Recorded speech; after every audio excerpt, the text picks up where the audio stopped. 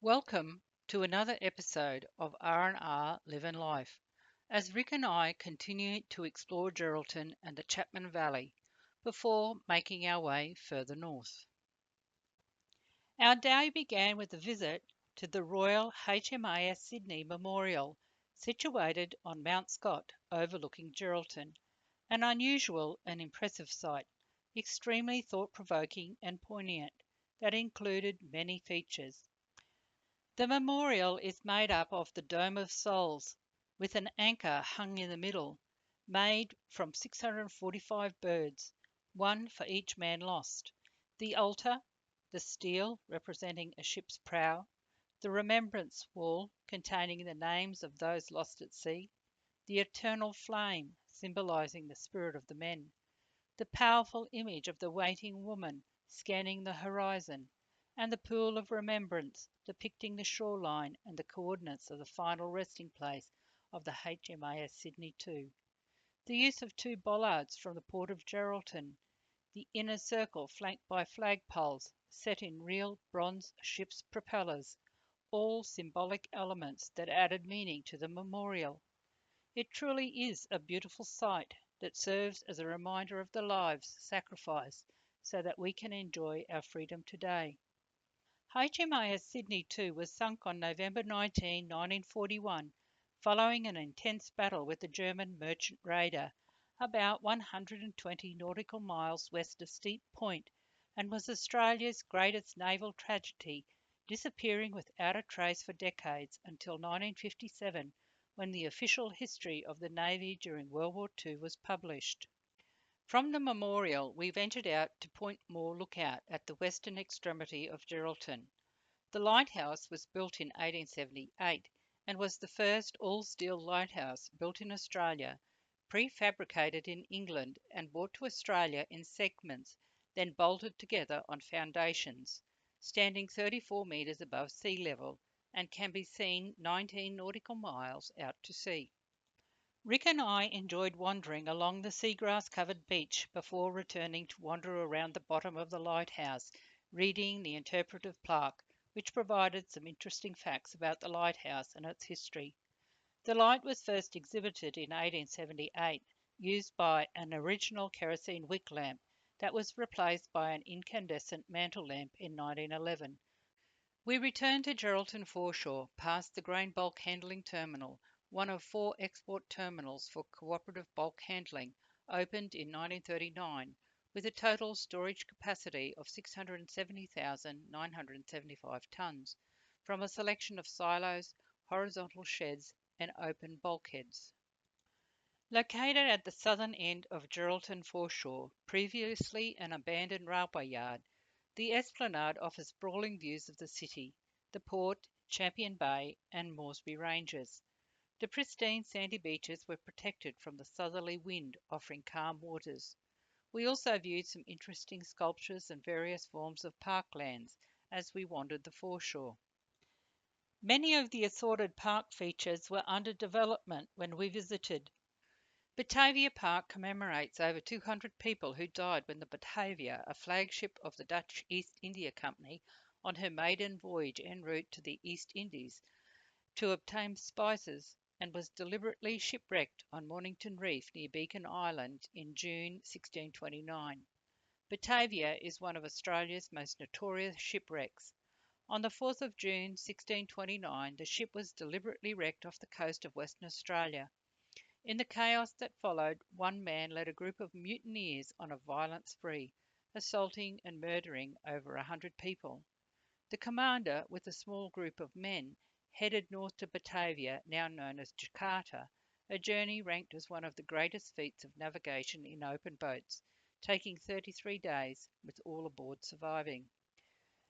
From Batavia Park we made our way to St Xavier's Catholic Cathedral, an unusual mixture of styles, with stone sourced from a quarry in the Chapman Valley, and designed and often built by the famous West Australian architect priest Monsignor John Hawes, having already designed the building before he arrived in Geraldton in 1915.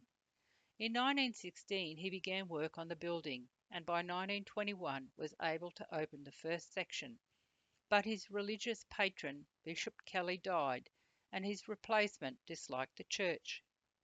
The project remained in limbo for 14 years until a new bishop showed renewed interest, and it was finally completed in August 1938, 25 years after the original designs were produced. Across from St Xavier's Cathedral was Queen's Park Theatre, Geraldton's landmark entertainment and conference venue, opened in March 1982.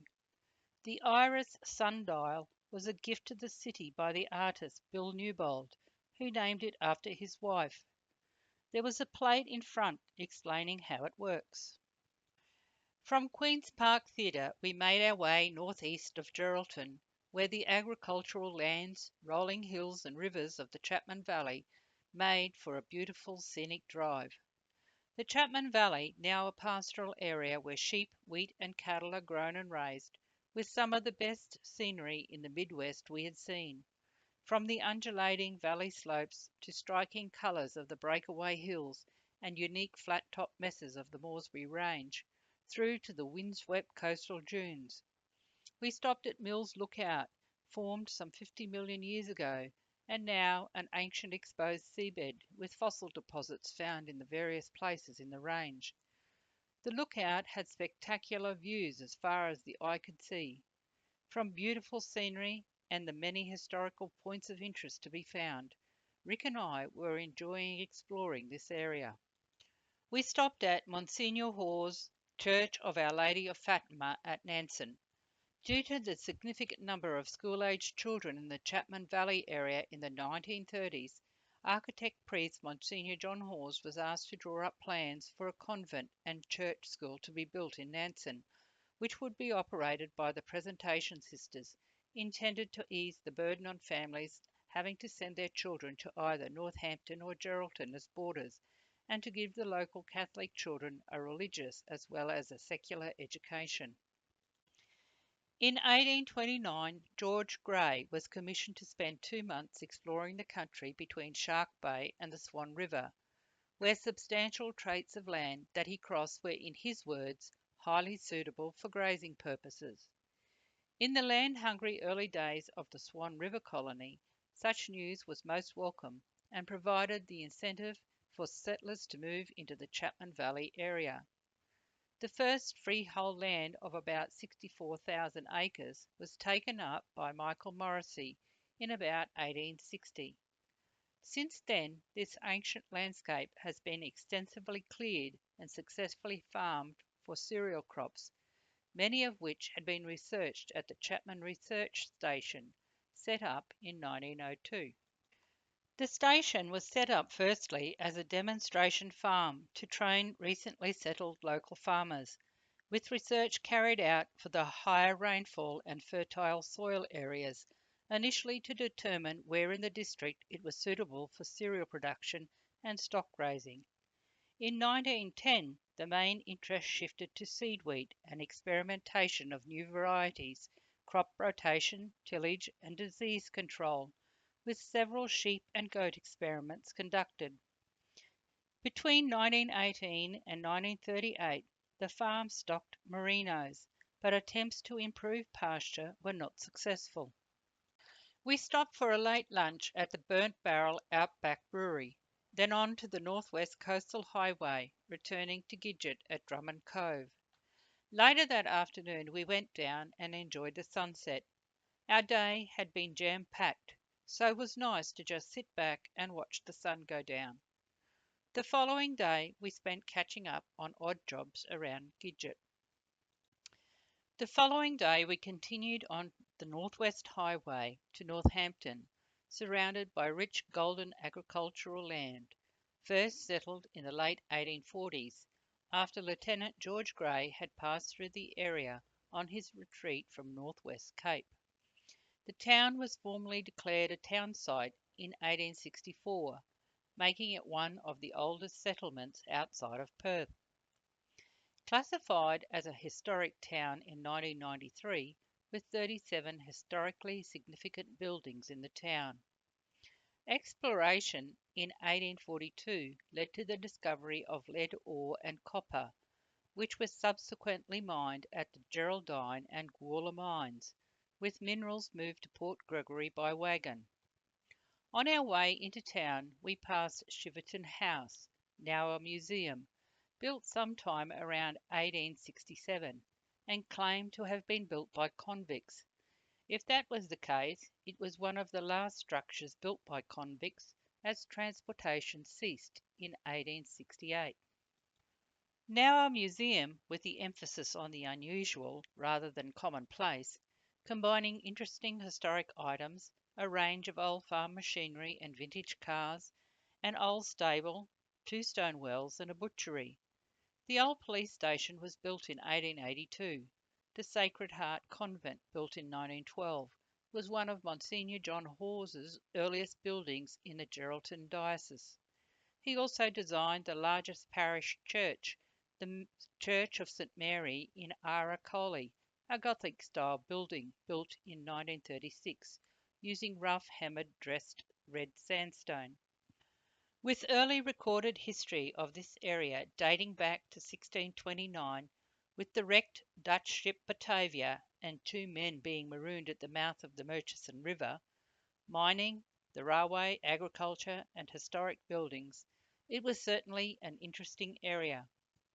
I found the U-Turn, a community art project to create a vibrant local attraction to recognise the sheep industry in the Shire, with the first flock arriving in the district in 1850, an enjoyable pursuit while in Northampton. With over 50 sheep, lambs, and kelpies located throughout the town to look at, there are so many creative people in these small towns. Certainly a colourful addition to the town. From Northampton we drove towards Port Gregory, stopping at the Linton Convict Depot at Linton Station, located in a small valley near the bend in the Hutt River. The limestone ruins were the first convict depot north of Fremantle, established in 1853 to 1857. By 1856, a store, bakery, depot, lockup, hospital, lime kiln, and administration block had all been built, but a lack of fresh vegetables had seen the convict population ravaged by scurvy, with the convicts being transported to Champion Bay in 1857. The isolation of the depot meant that it was a source of considerable expense for the government, which could not be justified. With the sudden decline in the mining industry, and in addition, there were many cases of sickness owing to the salty water and poor soil, which made it difficult to grow vegetables, resulting in the Linton depot being short-lived. While most of the buildings have largely disappeared or are mainly piles of rubble or low walls, only two remain intact. Interpretive sign illustrating the layout of the complex helped us to understand the place. On the 22nd of May 1853, the first ticket of leave men, accompanied by a detachment of pensioner guards to oversee them, arrived at Port Gregory on board the Leander and Gold Digger. Initially camped in tents, the construction of the stone depot building soon commenced, but proceeded at a slow rate due to the time taken to cut limestone, lack of suitable local timber, and a shortage of skilled tradesmen. The wrecking of Mary Queen of Scots in February 1855 also delayed construction, as the ship was bringing a cargo of shingles to Leeton. The depot building, designed to accommodate up to 80 convicts, was not completed until 1855. Until then, resident convicts lived in canvas accommodation more than half of the overall period of the operation of the hiring depot. A number of convicts staying at the depot varied between 5 and 40, with other convicts away or hired out for service. Ticket of leave men worked below ground in the mines, side by side with free men, as well as working as shepherds and farm hands on pastoral stations in the vicinity. From Lytton Convict Depot we made our way to Port Gregory near the mouth of the Hutt River, gazetted in 1854, and is a tiny settlement where convict history, fishing, wheat lands, and getting away from it all mingle. It was an unusual setting. Wheat fields grow next to huge white sand dunes and the historic convict settlement, or near the shores of a pink lake, while offshore an exposed reef runs parallel to the coast, forming a natural breakwater for a small harbour. Some of the sand dunes are between 10 to 15 metres in height. Between 1853 and 1867, 6 vessels were wrecked on a reef just off the coast at Port Gregory, and in 1943 the port was attacked by a Japanese submarine. We stopped at the Lookout on Port Gregory Road to check out Hutt Lagoon, or the Pink Lake, which lies just behind the town and covers 70 square kilometres. The lake is elongated and sits in a dune swale adjacent to the coast, a few metres below sea level, separated from the Indian Ocean by a beach barrier ridge and a barrier dune system, and fed by marine waters through springs. This remarkable pink lagoon, with its extremely high level of salinity, is created by the presence of carotenoid-producing algae that become trapped in the salt granules. The unusual hues and vibrancy of the lake changes through a spectrum of red to bright bubblegum pink to lilac purple, depending on the time of day, time of year, and the cloud cover. Hutt Lagoon contains the world's largest microalgae production plant, a 250-hectare series of artificial ponds used to farm Dianella salina, where carotenoid, a food colouring agent and a source of vitamin A, are extracted from the lake. Hutt Lagoon also provides a commercial supply of brine shrimp, a specialty feed used in prawn and fish farms and the aquarium fish trade. On our way to Kalbarri, we passed Lucky Bay Garnet Mine, a world-class integrated mining, processing, packaging and distribution operation where alluvial garnet, a naturally occurring mineral, is mined and processed. This mineral sand is low in dust, pink in colour, and maintains a subangular shape that is ideal for abrasive blasting and water jet cutting. A large deposit of granite sand was discovered at Port Gregory in the late 1970s. Subsequently, the largest garnet mine opened there in 1983, and it is currently the largest source of industrial garnet in Australia and arguably the largest garnet producer in the world. Every day of this trip, I have learnt something new about Australia, not just Western Australia. It really is an amazing place. I hope you have enjoyed this episode. Give us a thumbs up if you did. Join Rick and I next time as we explore Kalbarri. Take care and stay safe. Cheers for now. Rick and Rosemary. R&R, living life.